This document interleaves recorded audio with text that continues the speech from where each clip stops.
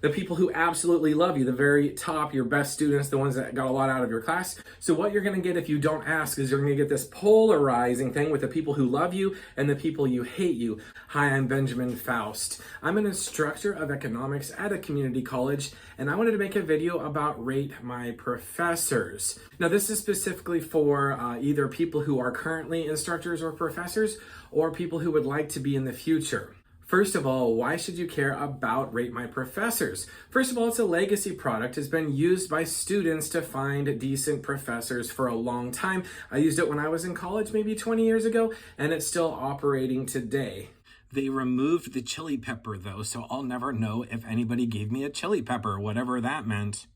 It's a website where students rate their professors, and then other students can check those reviews and helping the students who will take the class in the future to make a decision about who to take. Primary reason you want to be aware of it and utilize it to your advantage is because students look at it. This will help you if you are in a situation where you have several people at your college or university teaching the same subject. It'll help your classes fill. It'll also look good when you're looking for a job. Now, I do not suggest that you put your Rate My Professor rating in your CV, your resume, or in your cover letter, but I do recommend you keep a good Rate My Professor's profile because I've been on hiring committees before, and anybody who's been on a hiring committee can tell you that's often something that is checked informally. You know, we have a candidate in, we have a lot of candidates, we have to shrink the huge pool down into who we're going to interview, and one thing we're going to do is Google you, and one of the first things that'll pop up is your Rate My Professors. And obviously, if you have a higher rating or a decent rating and there's good comments, then they know you're a quality instructor and they're more likely to consider you and not exclude you from the search.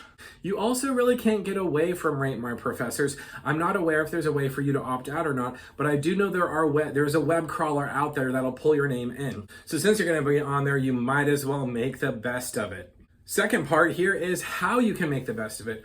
First of all, you can actually sign up and have it acknowledge that you are the professor in question.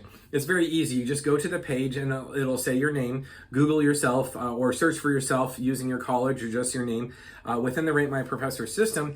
And you can actually, there's a little button that says, I'm Professor Faust. It says Professor, your last name. So it says, I'm Professor Faust. Click on that and you can fill out a form, and it takes a few days because they take different information from you. They then verify who you are, and then they go ahead and open your profile.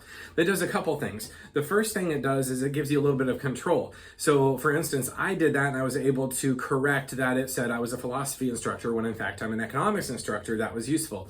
It also allows you to respond to comments from your students. So particularly, and I do recommend this, if you get a bad response, you should respond to it. Say something nice like, we at insert name of university or college always strive to improve our processes, and I do take feedback seriously. Sorry you had a poor experience, good luck with your education, something like that. I would not apologize for the specific situation. I would always apologize that they had a poor experience, because often it's the student and not you that's actually having the trouble, okay? So I would not say, oh, I'm sorry I did a bad job. Say, I'm sorry you had a poor experience, or it's unfortunate. You don't even have to say sorry. It's unfortunate that you had a negative experience in this way. And then you can say something positive.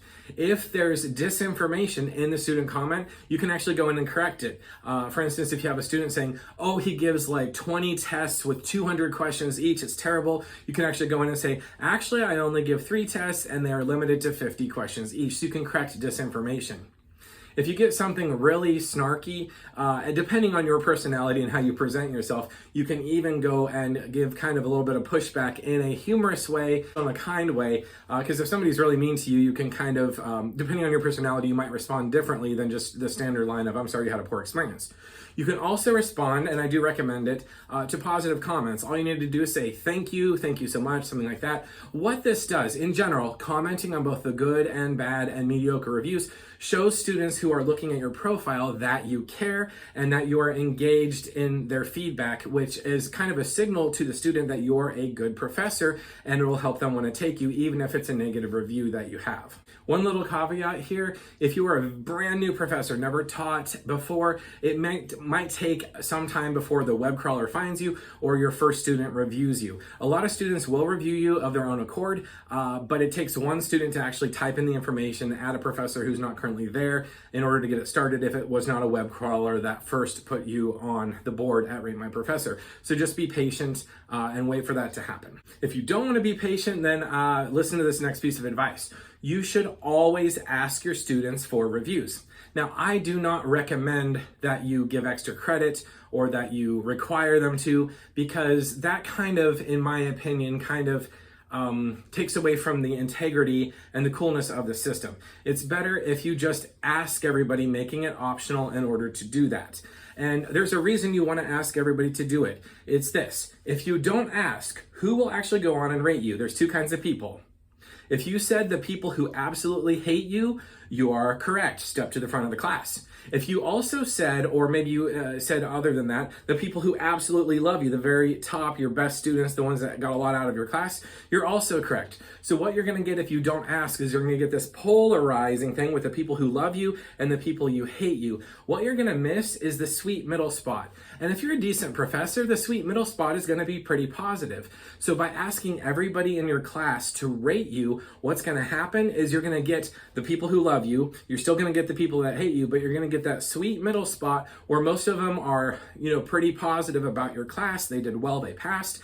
Those people will tend to give you good reviews, and more of them will review if you ask it. What that does is it blunts the effect of those negative reviews. Those negative reviews might be a 1 out of 5 or 2 out of 5, but if you get a lot of 5 out of 5s and 4 out of 5s, it blunts the effect of the few negative ones and brings your average up, making your score better. The best time to ask your students for the reviews, in my opinion, is whenever you ask for the reviews for your internal university or college process. Here where I work, we're supposed to, by a certain date, very end of the semester, we're supposed to ask them to do the internal review on the class and on us, and I do it at the same time. And on that day, I say something like, okay, I'm going to leave the class for 10 minutes, go ahead and log on to the system, go here and rate within the system of the school, rate this class, rate me, and I'll be outside so I don't know what's going on. At the same time I do that, I also ask them, I say, that part for the school is really important. Please do that. We look at those numbers. But is it also, you're welcome to, it's optional, but you're welcome to also engage with me on Rate My Professors and rate me there also. And then I provide the information. What you need to give students is the Rate My Professor website and your name and the class that you are. So like microeconomics that I teach at our school is Econ, ECON 2302, and you would need to give that because they need to put that in order to review you. One thing I do that I think is really valuable is I give out a sheet of paper, and it gives directions on how to do the internal review, and then it says thank you, and then below it says optional, and it gives, actually I put a QR code. I can't do this for the internal review where I work because it's inside the intranet, it's not in the internet, but I go to QR code that links directly to my page on Rate My Professors. That way the student just has to scan their phone, it pops right up, and they have a real fast time doing a review. Again, give that out to everybody. If your rating's a little bit low and you're not a bad instructor, it will lift you up. After you follow my suggestions and your rating starts going up, you're going to notice something very interesting. Students who engage with their education before they sign up for classes by going to Rate My Professors and looking at professor profiles to make a decision of who to sign up for, they tend to be the better students. And so what happens is as your rating goes up, more students who are good tend to find you, take your class, and it pushes your ratings up even more. It's kind of self-perpetuating. So it's a good idea, if, especially earlier in your career, make sure you start this stuff right away. Encompassing everything I just said, if you're taking the suggestions I made, you're verified on the site and you're engaging with your students, if you're asking everybody for reviews, if your numbers are still low, you might actually do some self-reflection and find out if you could improve your teaching. Ask somebody who does well on Rate My Professors, or somebody you know to be a good instructor, to be your mentor, kind of figure it out. If your institution has training on how to do well in lecturing and in teaching techniques and pedagogy, I would engage with that, because if you're still having a problem after you're doing everything I said, it may actually be something you have to personally adjust. Anyway, we have one of the best careers being a post-secondary instructor or professor, one of the best careers ever, and I wish you success on your career and also on your Rate My Professor ratings.